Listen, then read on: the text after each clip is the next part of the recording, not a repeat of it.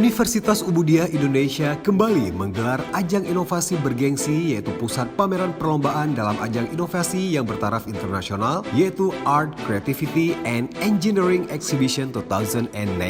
atau juga I+ Aceh 2019 pada tanggal 1 dan 2 Oktober 2019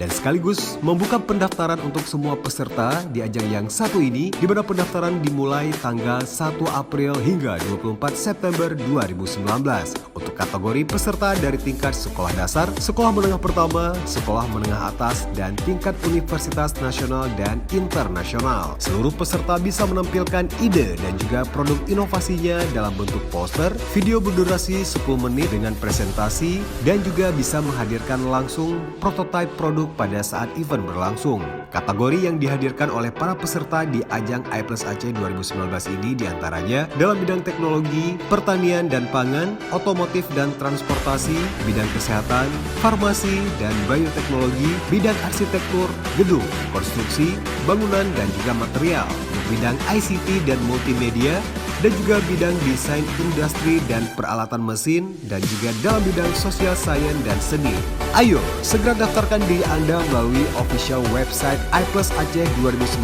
di www.iplusaceh.ui.ac.id. Dapatkan berbagai macam hadiah, sertifikat dan medali gold, medali perak dan bronze award dan juga special award dari MyRace Malaysia, WIPA, Euro Events, Innova, Universitas Umudiah Indonesia, dan juga Yubu On TV serta K-News dari Korea. Langsung bergabung di I+ Aceh 2019.